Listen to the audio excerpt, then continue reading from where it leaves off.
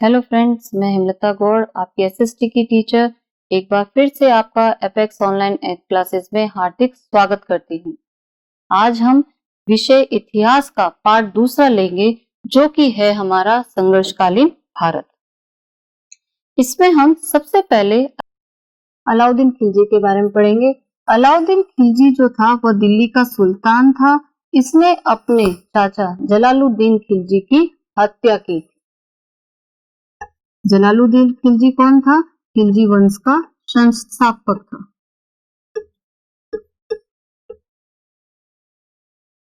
जलालुद्दीन खिलजी की हत्या की और दिल्ली का सुल्तान बन बैठा। किस सन में बना?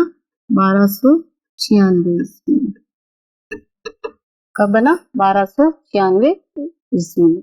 इस अलाउद्दीन खिलजी ने 1301 में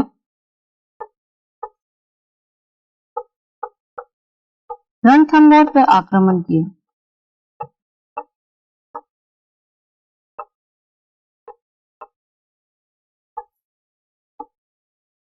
और 1303 में चित्तौड़ पर आक्रमण किया।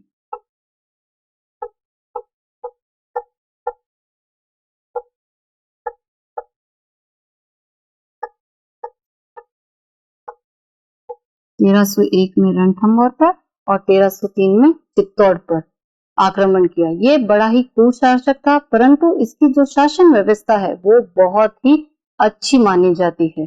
इसने कई अपने सुधार काम किए। इसने सबसे पहले क्या किया कि पुलिस, गुप्तचर, डाक पद्धति, प्रांतीय प्रशासन में सुधार किए। क्यों सुधार किए? क्योंकि उस समय अपने व्यवस्था थी ज्यादा खराब, उसको अपने राज्य की उसको सुदृढ़ बना के इसने पुलिस, गुप्तचर, डाक पद्धति और साथ ही साथ बाजार को नियंत्रण भी किया। इसका महत्वपूर्ण जो कार्य है वह है अपने बाजार पर नियंत्रण करना।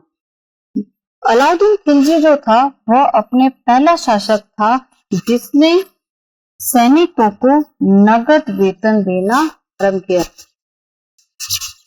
ये बन सकता है उस शासक का नाम बताइए जिसने सर्वप्रथम सैनिकों को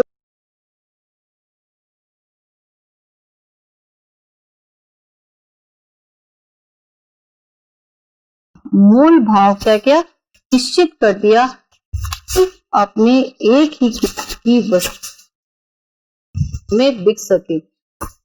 इसने और मुनाफा पर भी रोक लग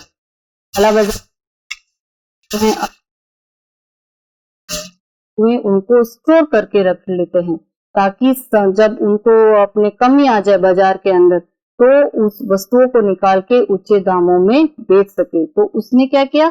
इस चीज पर भी रोक लगाई और उसने कई अपने महत्वपूर्ण पद अर्जित किए, जैसे बाजार का दरोगा, जिसे अपने दंडाधिकारी भी कहा जाता है।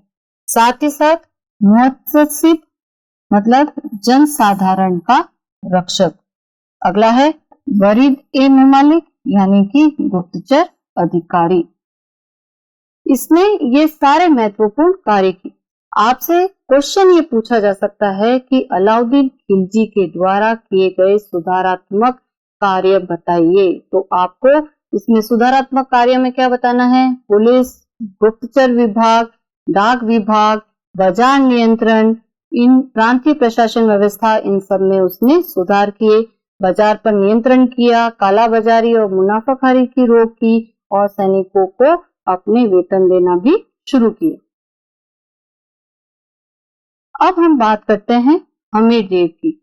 हमीरदेव जो कि अपने रणथंभौर का शासक था।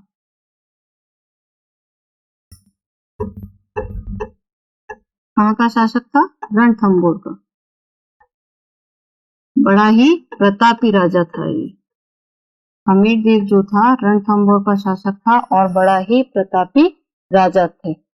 इनके पिताजी का जो नाम है वह है अपने जैत्र सिंह और इनका राज्य अभिषेक हुआ था 1282 में। हमीर देव जब अपने राजा बने तो उन्होंने सबसे पहले दिग्विजय की नीति अपनाई। कौन सी नीति अपनाई इन्होंने? दिग्विजय की।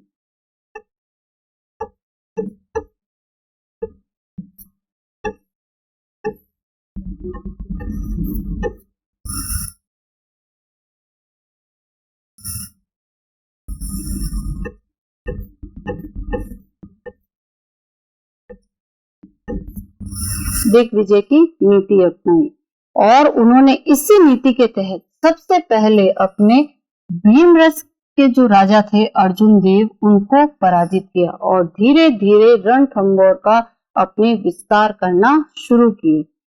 इन्होंने अपने जीवन में 17 युद्ध लड़े, जिसके अंदर से 16 युद्धों में इन्होंने विजय प्राप्त की। जब इनके 16 युद्ध हो गए, इनके कुल अपने 16 युद्ध हो गए, तो इन्होंने एक यज्ञ करने के बारे में सोचा। ये भी ना बार बार प्रॉब्लम आ जाती है इसमें।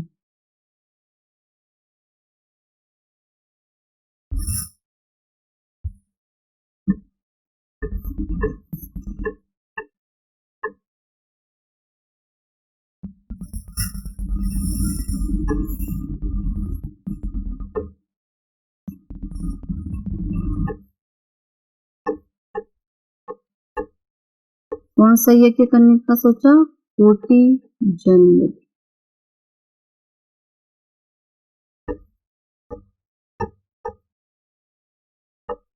उन्होंने कोटि जन यज्ञ करने के बारे में सोचा। उस समय अपने जो हमीर देव थे, बहुत ही पूरे भारत में सबसे शक्तिशाली राजा के रूप में जाने जाते थे। तो जलालुद्दीन खिलजी अपने इनकी शक्ति से बहुत ज्यादा परेशान हो गया। उसको लगा कि अगर ये अपने साम्राज्य का ऐसा ही विस्तार करता रहा तो वो दिन दूर नहीं कि ये दिल्ली पर भी हमला करके उनकी सत्ता को छीन लेगा। तो इस डर के मारे जलालुद्दीन खिलजी ने क्या किया? रणथंभौर पर आक्रमण करने की सोची और रणथंभौर से थोड़ी सी दूर पर झाइन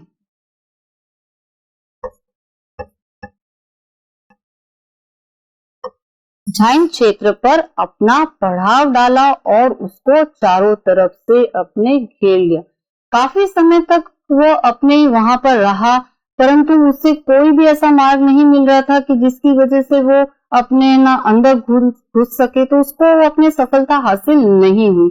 अंत में 1291 में वो वहां से चला गया। कहां से चला गया? रणथंभौर से वो वहां अपने पुनः दिल्ली चला गया। वो वहां दिल्ली चला गया। उधर अलाउद्दीन खिलजी ने क्या किया कि अपने चाचा जलालुद्दीन की हत्या कर दी और राज्य हासिल कर लिया, सत्ता हासिल कर ली। उसके बाद उसके भी अपने मन में विचार आया अलाउद्दीन खिलजी के मन में विचार आया कि अपने जो चौहान हैं उनकी शक्ति क्या हो रही है? बहुत ज्यादा बढ़ रही है। उनकी ताकत अपने बहुत ज्यादा बढ़ रही है। तो वो ये बात सहन नहीं कर सका कि मुझसे कोई ज्यादा बलशाली व्यक्ति हो। इसीलिए वह अपने रणथंभौर पर आक्रमण करने की योजना बनाने लगा। उसके दिमाग में बिल्कुल भी ये नहीं आ रहा था कि कैसे वो अपने आक्रमण करे, क्योंकि आक्रमण करने के लिए कोई ना कोई ठोस योजना होना आवश्यक है। इसलिए वो बहुत ज्यादा अपने परेशान हो गया और अपनी योजना बनाने लगा, परंतु उसे ये मौका जल्द ही हासिल हो गया। जब उसके गुजरात के युद्ध के दौरान उसके जो 2 सैनिक थे, सेनापति थे, मोहम्मद शाह और क्रीम, तो इन्होंने क्या किया कि सारा लूट का माल लेकर वो वहां से भाग गए, है ना। इन दोनों ने जितना भी अपने युद्ध के दौरान अपने पैसा लूटा था, माल, वो सारा लिया और वहां से चंपत हो गए। और किसके पास जाके शरण मांगी? हमीर देव के पास। क्यों? क्योंकि हमीर देव ही ऐसा व्यक्ति था जो उनकी रक्षा कर सकता था, क्योंकि उन्होंने हमीर के बारे में सुन रखा था कि हमीर अपनी शरण में आए हुए व्यक्तियों के लिए अपनी जान तक दे सकता है, परंतु उन पे आंच नहीं आने दे सकता है। इसलिए उनके पास, उन्हें पता था कि पूरे भारत में कोई भी ऐसा राजा नहीं है जो उनको शरण देगा, एक सिर्फ हमीर देवी है जो उसे अपने शरण दे सकते हैं। इसलिए उन्होंने क्या किया कि हमीर देव की शरण में चले गए। अलाउद्दीन खिलजी को और क्या चाहिए था? बहाना चाहिए था कि कैसे वो अपने रणथंभौर पे आक्रमण करे। तो उसे क्या हुआ? उसे एक बहाना मिल गया कि रणथंभौर पे अब आक्रमण किया जा सकता है। इसके लिए अलाउद्दीन खिलजी ने क्या किया कि अपने हमीर देव के पास एक संदेश भिजवाया। अलाउद्दीन खिलजी ने क्या किया? हमीर देव के पास एक संदेश भिजवाया कि मेरे जो दो बागी सैनिक हैं, मोहम्मद शाह और क्रेहबू, इनको लौटा दो। तो हमीर देव ने क्या किया? मना कर दिया कि मैं अपने तुम्हारे सैनिकों को नहीं लौटाऊंगा। इससे अलाउद्दीन खिलजी बहुत ज्यादा अपने परेशान हो गया और उसको गुस्सा आ गया और उसने अपने सैनिक उल्गू खां और नुसरत खां को कब 1299 में रणथंभौर पर आक्रमण करने के लिए भेजा, विशाल सेना के साथ भेजा। किससे भेजा? उल्गू खां और नुसरत खां को कब भेजा? 1299 में भेजा। कहां पर भेजा? रणथंभौर भेजा। क्यों भेजा? ताकि वह वहां पर जाकर आक्रमण कर सके और उसके जो दोनों बागी सेनापति सैनिक हैं उनको वापस लेकर आ सके। नुसरत खां और उल्गू खां ने जब अपने रणथंभौर की ओर कूच किया तो उस समय हमीर देव 40 जन यज्ञ में मशहूर था और उसने मौन व्रत धारण किया हुआ था। मौन व्रत धारण करने का मतलब है कि उस समय आप किसी से कोई भी वार्तालाप नहीं कर सकते हो। परंतु जब हमीर देव को ये सूचना मिली कि अलाउद्दीन खिलजी की सेना अपने झाइन तक पहुंच गई है, तो उन्होंने क्या किया? अपने दो सेनानायक कौन कौन? भीम सिंह और धर्म सिंह। भीम सिंह और धर्म सिंह को अपने उनसे लड़ने के लिए भेजा। किससे लड़ने के लिए भेजा? अलाउद्दीन खिलजी की सेना से लड़ने के लिए भेजा। तो सेना नायक भीम सिंह और धर्म सिंह झाइन की ओर उन्होंने रुख किया और वहां पर उन्होंने बड़ी ही बहादुरी से अपने युद्ध किया, जिसके कारण अपने अलाउद्दीन खिलजी की सेना परास्त हो गई और ये दोनों वापस क्या हुए? दुर्ग की ओर लौट गए। लूट का माल लेकर दुर्ग की ओर लौट गए।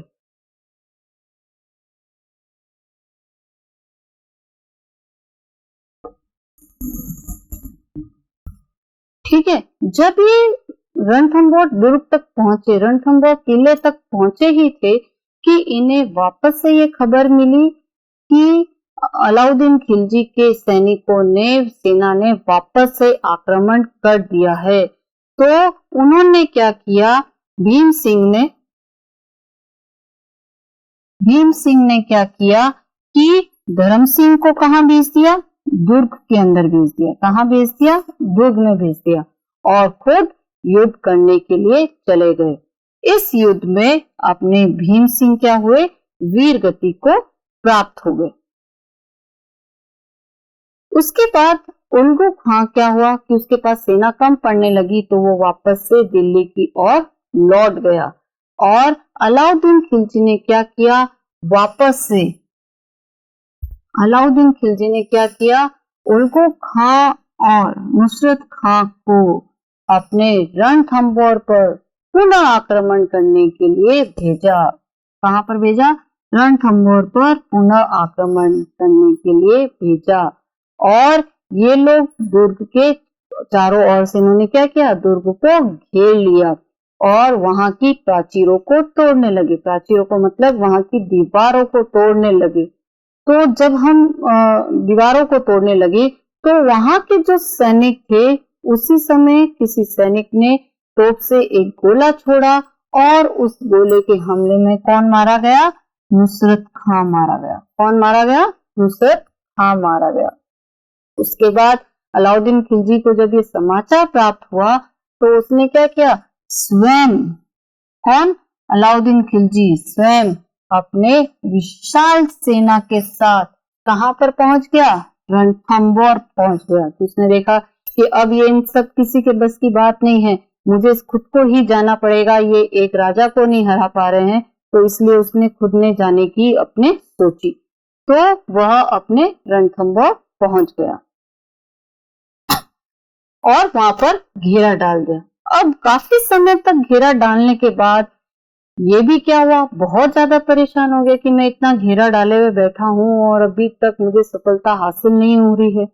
दूसरी तरफ इसके पास सूचना आई कि गुजरात में विद्रोह हो गया है, तो ये और ज्यादा परेशान हो गया। अब ये सोचने लगा कि अगर मैं गुजरात चला जाता हूँ तो यहाँ रणथंभौर की बागडोर कौन अपने संभालेगा?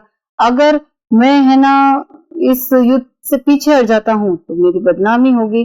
तो उसने अपने क्या किया कि एक योजना बनाई कि रणथंभौर को ऐसे तो हम जीत नहीं सकते हैं, तो इसके लिए हमें क्या करना पड़ेगा? छल कपट करना पड़ेगा।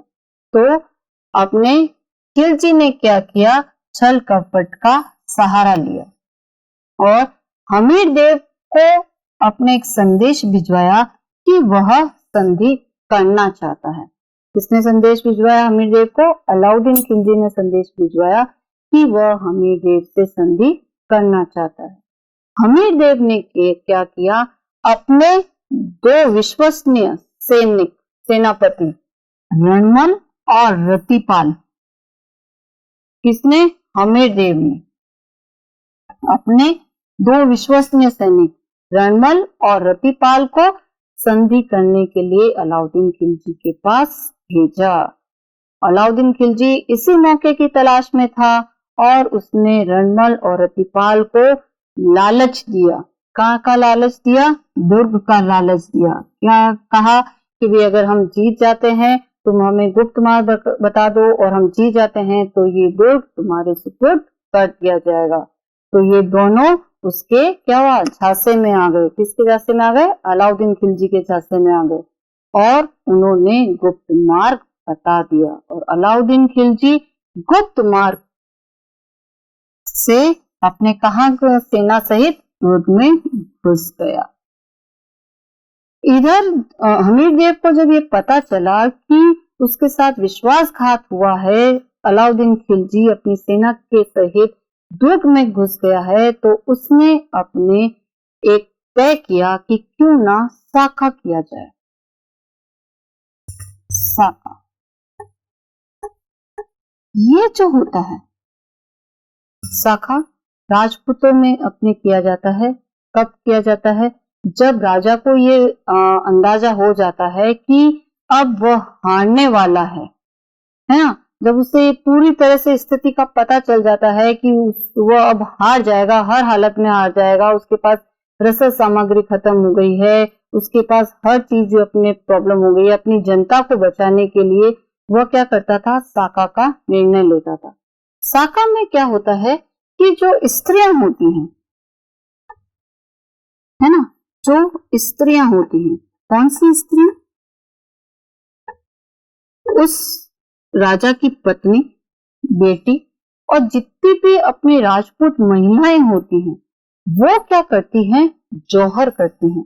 क्या करती हैं? वो जौहर करती हैं। जौहर क्यों किया जाता है? जौहर इसलिए किया जाता है ताकि ये सब अपना मान सम्मान बचा सके, अपना स्वाभिमान बचा सके, अपनी इज्जत बचा सके, इससे शत्रुओं से बचा सके, इसलिए अपनी शाखा किया जाता है, जौहर किया जाता है।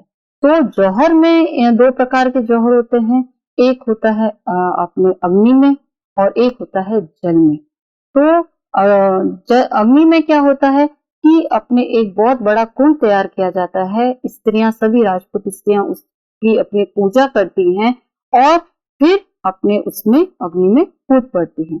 जल में क्या होता है कि वे सब स्त्रियां जल जो तालाब होता है, जो अपनी नदी होती है, महल के अंदर खूब बड़े बड़े तालाब बनाए जाते थे, उनकी पूजा करके उसमें छलांग लगा दिया करती थी, तो अपने जौहर करती थी।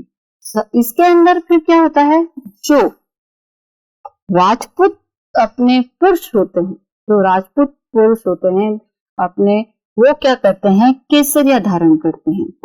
क्या धारण करते हैं, केसरिया।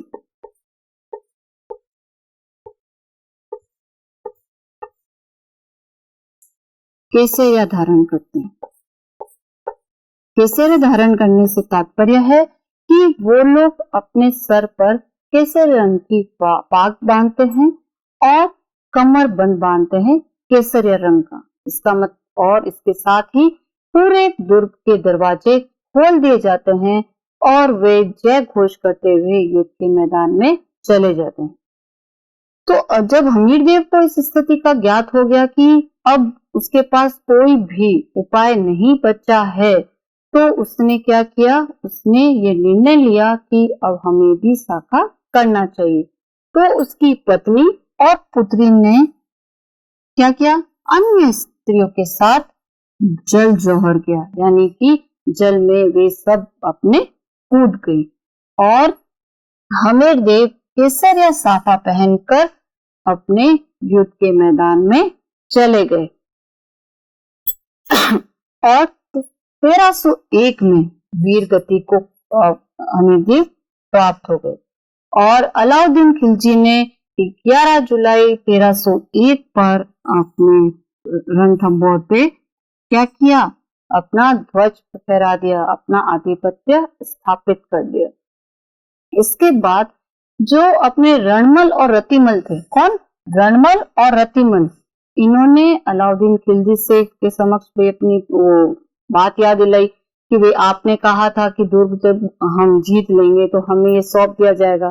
तो अलाउद्दीन खिलजी ने क्या कहा कि जो व्यक्ति अपने राजा के से विश्वासघात कर सकते हैं, वो कभी भी मेरे साथ भी विश्वासघात कर सकते हैं, यानी कि जो अपने राजा के नहीं हुए वो मेरे क्या होंगे। यह कहकर उसने क्या किया, उन दोनों को अपने मौत के घाट उतार दिया। क्या किया उसने, उन दोनों को अपने मौत के घाट उतार दिया।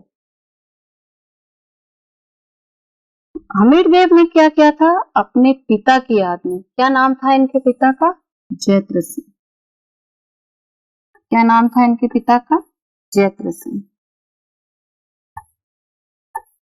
उनकी याद में क्या किया इन्होंने, 32 खंभों की अपने छतरी बनवाई। कहाँ पे बनवाई, रणथंभौर में। कितने खंभों की बनवाई, 32 खंभों की क्या बनवाई, छतरी बनवाई। और अपनी पुत्री की याद में, है ना, पुत्री के लिए उन्होंने एक तालाब बनवाया था जिसका नाम लिखा पद्मला तालाब। हमीरदेव जो था वह रणथंभौर का क्या था, अंतिम चौहान शासक। ठीक, अलाउद्दीन खिलजी के साथ रणथंभौर के युद्ध में जो अपने एक विद्वान उपस्थित था, उस विद्वान का नाम है अमीर खुसरो। ठीक है, उसने अपने ग्रंथ में हमीरदेव के बारे में क्या लिखा कि शरण में आए हुए लौटाने के बदले हमीरदेव ने अपने और अपने परिवार की आहुति दे दी। यानी कि उसने क्या लिखा कि अपनी हमीरदेव की जो शरण में व्यक्ति आए हुए थे, जो सैनिक आए हुए थे, उनको लौटाने के बजाय उसने और अपने परिवार की आहुति दे दी। उसने ये भी नहीं देखा कि इसकी वजह से मेरा परिवार पूरी तरह से, मेरा साम्राज्य पूरी तरह से नष्ट हो सकता है। हमीरदेव क्या है, अपने हठी राजा के नाम से भी क्या है, प्रसिद्ध है। किस नाम से प्रसिद्ध है, हठी राजा, क्योंकि इनका हठ अपने बहुत ही मशहूर है। कैसे कि इनका मानना था कि है ना, अपने प्राण चले जाए परंतु अपने वचन से मुंह नहीं हमें मोड़ना चाहिए, चाहे उसके लिए हमें कुछ भी करना पड़े।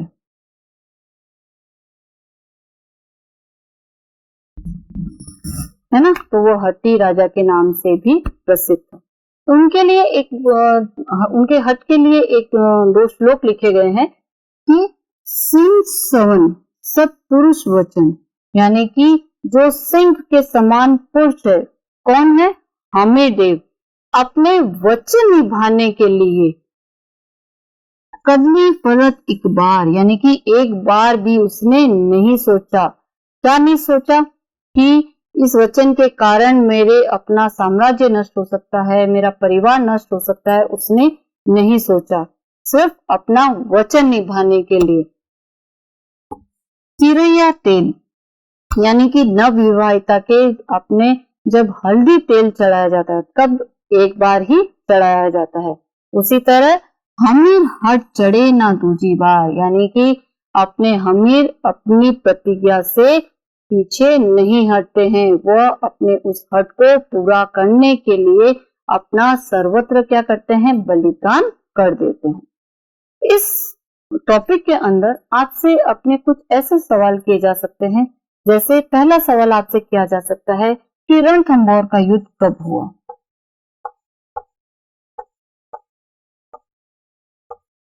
रणथंभौर का युद्ध,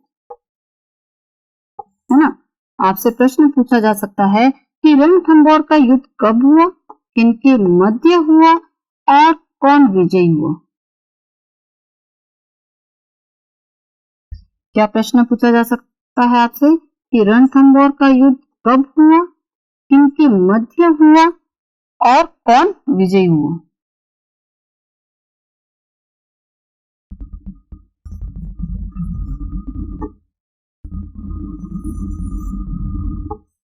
कब हुआ था रणथंभौर का युद्ध?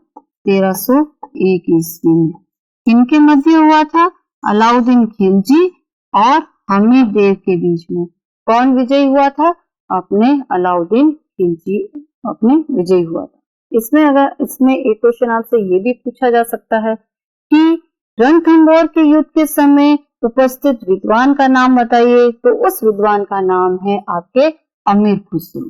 अगर आपसे पूछते हैं कि रणथंभौर के युद्ध के समय उपस्थित विद्वान का नाम बताइए, तो वो विद्वान है आपके अमीर खुसरो।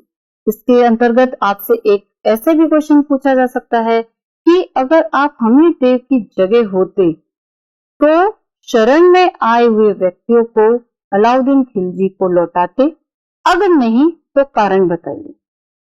तो इस प्रश्न में एक बात, आप प्रश्न को अच्छे से पढ़ेंगे, समझेंगे और ये जानने की कोशिश करेंगे कि वो आपसे क्या पूछना चाह रहा है। आप इसके अंदर हमीरदेव, खुद को हमीरदेव मानना है, ये नहीं अपने सोचना है कि नहीं हमीरदेव ने जो निर्णय लिया वो उसका अपना निर्णय था, हमारा अलग निर्णय है। नहीं, आपको खुद को हमीरदेव समझना है और वही कार्य अपने करना है जो हमीरदेव ने किया था। यानी कि आपका स्पष्ट रूप से ये होना चाहिए उत्तर कि नहीं, हम अपने शरणागत में आए हुए सैनिकों को नहीं लौटाते। क्यों नहीं लौटाते? क्योंकि राजपूत में ये नीति चली आई है। राजपूत धर्म ये कहता है कि अपने शरण में आए हुए व्यक्तियों को वो अपनी जान से ज्यादा, अपनी मातृभूमि से ज्यादा, अपने साम्राज्य से ज्यादा मान सम्मान देना चाहिए और उनकी रक्षा करनी चाहिए। तो आपका उत्तर हमीरदेव को ध्यान में रख के लिखना है, ना कि आपको अपने स्वयं के विचार उत्पन्न करने हैं। सिर्फ और सिर्फ आपके दिमाग में उस समय ये आना चाहिए कि हमीरदेव ने क्या किया था, वही आपको अपने उत्तर में स्पष्ट रूप से लिखना है। अब हम बात करते हैं सवाई जयसिंह द्वितीय की। अब सवाई जयसिंह द्वितीय, इनका जो जन्म था ये हुआ था 3 सितंबर 1688 को हुआ था।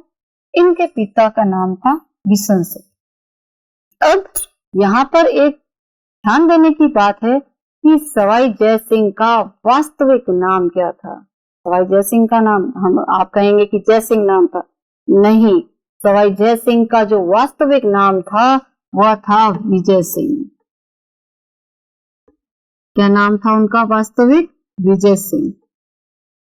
हम यहाँ पर ये कतई नहीं कहेंगे कि सवाई जयसिंह का वास्तविक नाम ही जयसिंह था, नहीं, उनका वास्तविक नाम था विजय सिंह। जयसिंह तो उसके छोटे भाई का नाम था। ठीक, तो अब इनका नाम विजय सिंह से जयसिंह कैसे हुआ? औरंगजेब ने इनकी बहादुरी से प्रश्न होकर, औरंगजेब को लगा कि हाँ ये बहुत ही अच्छा अपने बहादुर व्यक्ति है, तो उसने क्या किया, उनका नाम परिवर्तित कर दिया। विजय सिंह से उनका नाम जय सिंह रख दिया और उनके भाई का नाम जय सिंह से विजय सिंह रख दिया। इनका अपने राज्याभिषेक जो है वो हुआ था 16 दिसंबर 1699 ईस्वी में इनका राज्याभिषेक हुआ और ये शुरू से ही औरंगजेब के अधीन रहकर अपना कार्य कर रहे थे, अपनी शासन व्यवस्था चला रहे थे और औरंगजेब भी इनसे काफी प्रसन्न था, यानी कि खुश था।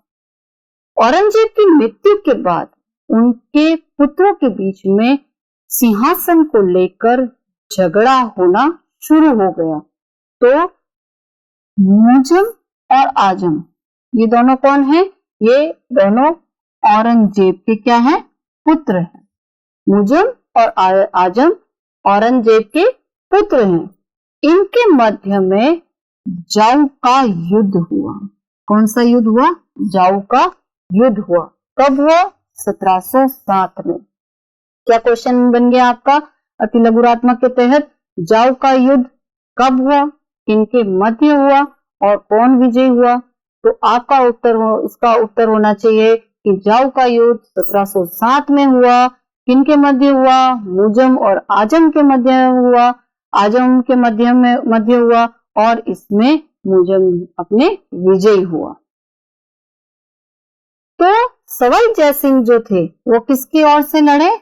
आजम की ओर से लड़े। किसकी ओर से लड़े? आजम की ओर से लड़े और इस युद्ध में कौन विजयी हो गया? मुजम विजयी हो गया। और जय सिंह के जो छोटे भाई थे उनको क्या किया गया? विजय सिंह अपने अजमेर का शासक बना दिया गया। क्यों शासक बना दिया गया? क्योंकि अपने जय सिंह ने ना किसकी ओर से लड़ रहे थे? आजम की ओर से लड़ रहे थे, तो वो क्या हो गए? हार गए थे। तो उन्होंने अपने जय सिंह के छोटे भाई विजय सिंह को आमेर का शासक बना दिया और आमेर का नाम उन्होंने बदल कर क्या रख दिया? इस्लामाबाद, और बाद में मोदीनाबाद रखा। ठीक है। उसके बाद 1722 के अंदर उन्होंने अपने जय सिंह ने क्या किया कि चूड़ामन को के साथ युद्ध किया और उसे भरतपुर से बाहर निकाल फेंका। इसकी वजह से मोहम्मद शाह ने क्या किया? जय सिंह को अपने राज राजेश्वर की उपाधि प्रदान की। आपका प्रश्न ये बनता है कि जय सिंह को राज राजेश्वर की उपाधि किसने प्रदान की? तो उत्तर है आपका मोहम्मद शाह ने। क्या प्रश्न बन गया कि जय सिंह को राज राजेश्वर की उपाधि किसने प्रदान की? उत्तर है मोहम्मद शाह। या आपसे ये भी इस तरीके से प्रश्न पूछा जा सकता है कि मोहम्मद शाह ने जय सिंह को कौन सी उपाधि से विभूषित किया? क्या है उपाधि? राज राजेश्वर। दो प्रश्न बन गए। इसी के अंदर आपके दो प्रश्न बन गए। पहला प्रश्न ये हो गया कि जय सिंह को राज राजेश्वर की उपाधि किसने प्रदान की? मोहम्मद शाह ने। और दूसरा प्रश्न ये बन गया इसी के अंदर आपका कि मोहम्मद शाह ने जय सिंह को कौन सी उपाधि से विभूषित किया? तो वो है राज राजेश्वर की उपाधि से विभूषित किया। अब हम बात करते हैं कि जय सिंह का कला व संस्कृति में क्या योगदान है। ठीक है, तो इसमें अपने जो सवाई जय सिंह था उसने किस वंश का शासक था? कछावा वंश का शासक था। ठीक है, और 1727 ईस्वी में उन्होंने जयपुर शहर की स्थापना की थी, यानी कि जयपुर शहर की नींव रखी थी। कब नींव रखी थी? 1727 में। और जिस जगह उन्होंने जयपुर शहर की नींव रखी थी वहां पर क्या थी? शिकार हौदी थी। शिकार हौदी का मतलब कि एक वहां पर महल बना हुआ था जहां पर अपने वे रुकते थे और शिकार करने के लिए जाते थे। तो उस हौदी के स्थान पर उन्होंने क्या किया? अपने जयपुर शहर के निर्माण करना शुरू कर दिया। साथ ही साथ इनका जो काम था, उन्होंने क्या किया कि 1734 में नक्षत्रों की गणना करने के लिए, कब? 1734, क्या करने के लिए? नक्षत्रों की गणना करने के लिए क्या किया? शुद्ध सारणी का निर्माण करवाया। यानी कि अपने नक्षत्रों की गणना कैसे की जा सकती है, इसके लिए उन्होंने एक सारणी बनवाई। कब बनवाई? 1734 में। और ज्योतिष अध्ययन के लिए, यानी कि पता लगाने के लिए कि सूरज कब उगता है, कब समय होता है, नक्षत्र किस चाल से चल रहे हैं, वर्षा का पूर्व अनुमान क्या रहेगा, अपने फसलों के लिए अपने वर्षा कब तक होगी, उस अध्ययन के लिए उन्होंने 5 वेधशालाएं भी बनवाई, जो कि कहां कहां पर है? जयपुर, दिल्ली, उज्जैन, मथुरा और बनारस। कहां कहां पर है? जयपुर, दिल्ली, उज्जैन, मथुरा और बनारस।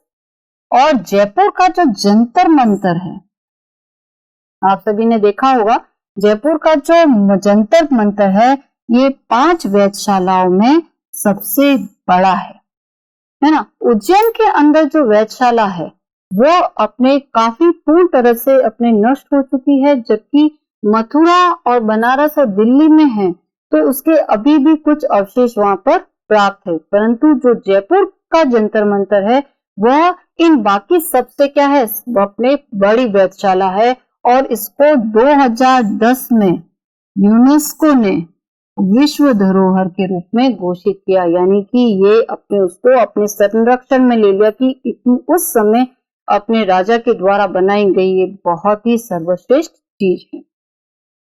सवाई जयसिंह ने कई यज्ञ भी कराए, ब्राह्मणों के लिए अपने जल महलों का निर्माण भी करवाया और उन्होंने अपने कई ग्रंथ भी लिखे। आपसे क्वेश्चन ये पूछा जा सकता है इसके अंदर कि जयसिंह द्वितीय के द्वारा उनकी कला व संस्कृति में योगदान का वर्णन कीजिए। तो आपको इसका पूरा वर्णन करना है कि 1727 में उन्होंने जयपुर शहर की स्थापना की और 1734 में नक्षत्रों की गणना के लिए शोध सारणी का निर्माण किया। 5 वेधशालाएं बनाई, कौन कौन सी? जयपुर, दिल्ली, उज्जैन, मथुरा और बनारस, जिसके अंदर जयपुर का जो जंतर मंतर था वह अपनी सबसे बड़ा वेधशाला है, जिसको 2010 में यूनेस्को ने विश्व धरोहर के रूप में घोषित किया। इसके अंदर आपका जो लघुरात्मक क्वेश्चन बनता है वो आपका ये बनता है कि जयसिंह द्वारा निर्माण की गई 5 वेधशालाओं के नाम बताइए। क्या क्वेश्चन बना? जयसिंह द्वारा, सवाई जयसिंह द्वारा निर्माण की गई 5 वेधशालाओं के नाम बताइए। तो उत्तर क्या हुआ आपका? जयपुर, दिल्ली, उज्जैन, मथुरा और बनारस। ठीक। एक क्वेश्चन आपका ये भी बन सकता है कि 2010 में यूनेस्को ने विश्व धरोहर के अंतर्गत किस वेधशाला को, क्या क्वेश्चन बन गया कि 2010 में यूनेस्को ने किस वेधशाला को विश्व धरोहर के रूप में घोषित किया? तो वो आपका उत्तर होगा जयपुर का जंतर मंतर। क्या प्रश्न था कि 2010 में यूनेस्को ने किस वेधशाला को विश्व धरोहर के रूप में घोषित किया? तो आपका उत्तर क्या है? जयपुर का जंतर मंतर। अब हम बात करेंगे शिवाजी की। शिवाजी के बारे में आप सभी को जैसे ज्ञात है, शिवाजी जो कि अपने बहुत बड़े मराठा सम्राट थे शिवाजी, है ना। इन्होंने अपने किसका सबसे ज्यादा प्रभाव था? इनकी माता का और इनके दादा का। ये बचपन से ही बहुत ही अपने लीडर व्यक्ति थे। इन्होंने शुरू से ही मुगलों के विरुद्ध अपना अभियान चालू रखा, उनको अपने हराते रहते थे, उनसे अपने युद्ध करते रहते थे। ये सबसे ज्यादा चीज अपने पद्धति पे, युद्ध पद्धति पर अपने करते थे, वह था अपने छापा मार पद्धति। जो युद्ध पद्धति थी इनकी, वह थी छापा मार।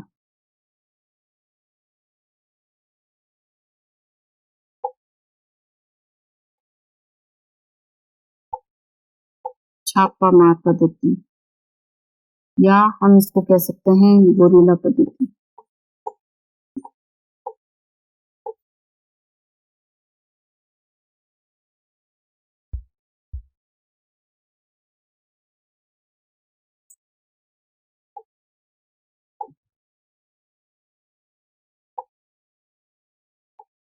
गोरिल्ला पद्धति।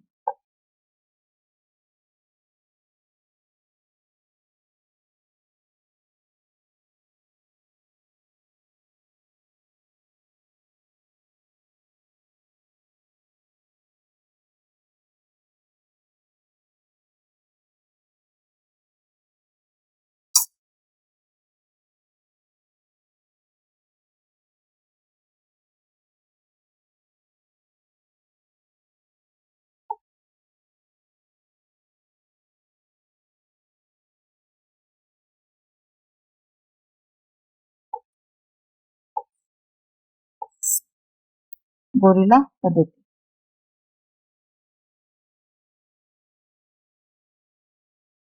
ठीक है, इसकी वजह से क्या था, औरंगजेब बहुत ज्यादा परेशान हो गया था। क्यों परेशान हो गया था? क्योंकि शिवाजी अपने बार बार उनके ना जो राज्य थे उन पर आक्रमण कर रहे थे और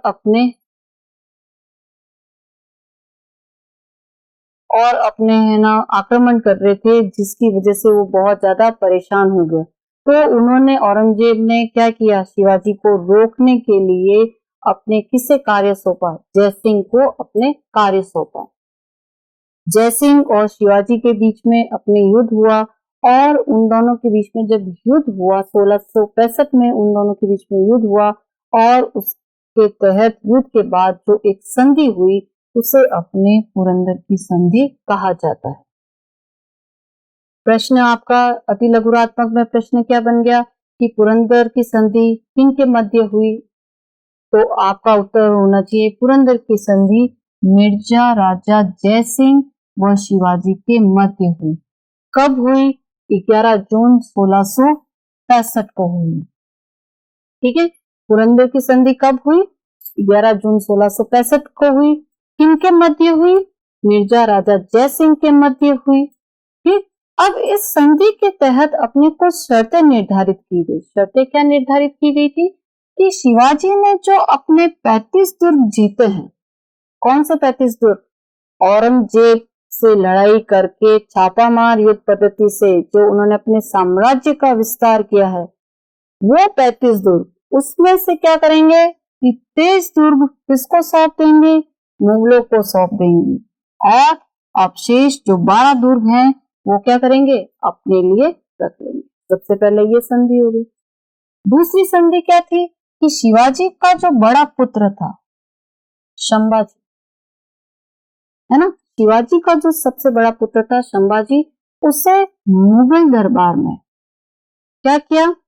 5000 मनसबदार बनाएगा। मनसबदार मतलब कि उसके अंडर में कुल 5000 सैनिक अपने रहेंगे, और जब कभी भी औरंगजेब को उसकी सहायता की आवश्यकता पड़ेगी, उसके सैनिकों की आवश्यकता पड़ेगी, तो उन्हें अपने सैनिकों सहित उन औरंगजेब के समक्ष हाजिर होना अनिवार्य होगा। तो दूसरी उनकी शर्त क्या थी कि बड़े पुत्र संभाजी को मुगल दरबार में 5000 मनसब बनाया गया।